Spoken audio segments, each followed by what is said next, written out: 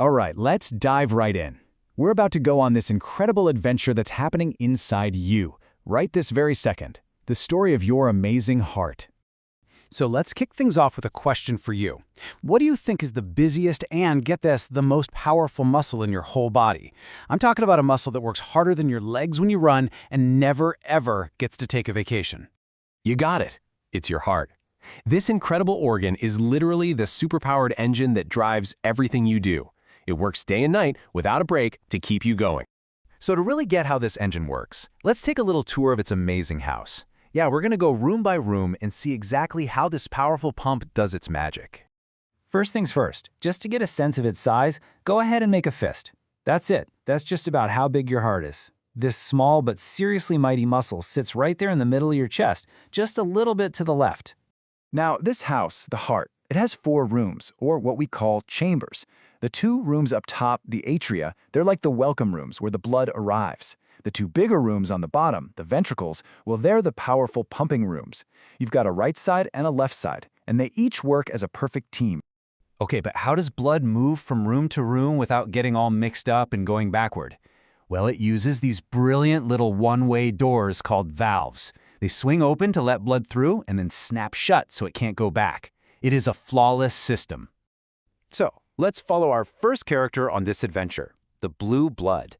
Now, this blood isn't actually blue. We just call it that because it's already delivered all its oxygen, and now it's on a mission to get a serious energy boost. Yep, this blue blood has finished its big delivery route, and it's pretty tired.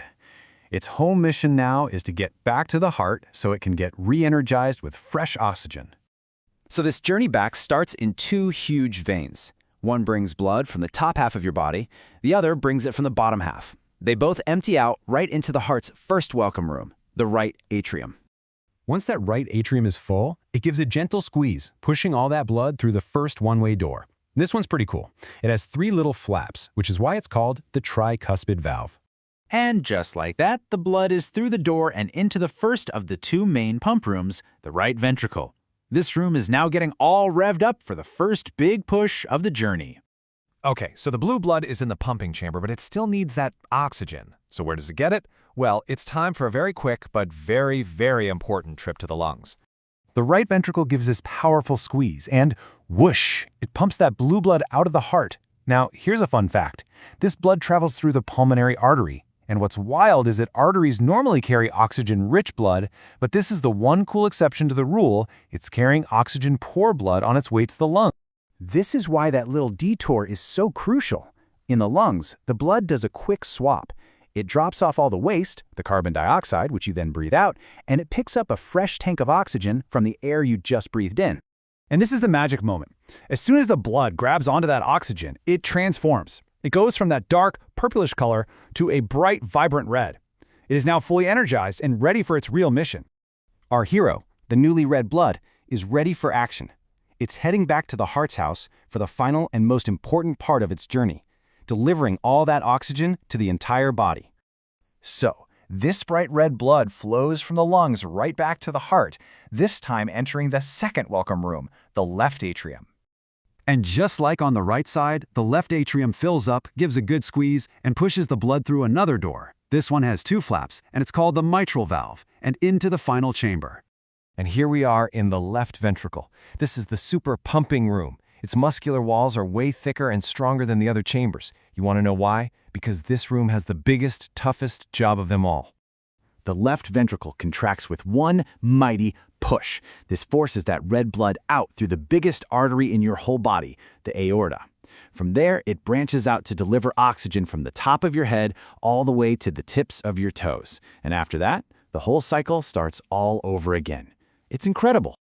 What an adventure, right? It's a nonstop, perfectly coordinated cycle. So let's just quickly recap the most important things to remember about this whole amazing process.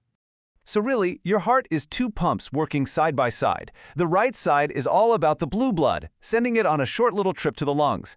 The left side handles the red blood, sending it on a long journey to absolutely everywhere else in the body.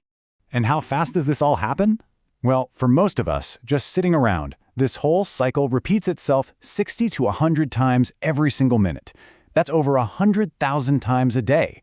all without you ever having to think about it. It's absolutely extraordinary. So to wrap it all up, your heart is a powerful muscle with 4 chambers. It works like 2 pumps sitting side by side. The right side sends blood to get oxygen from the lungs. The left side sends that oxygen-rich blood to the whole body. And those amazing one-way valves keep everything flowing exactly where it's supposed to. Simple, elegant, and unbelievably powerful. And that brings us to our final thought.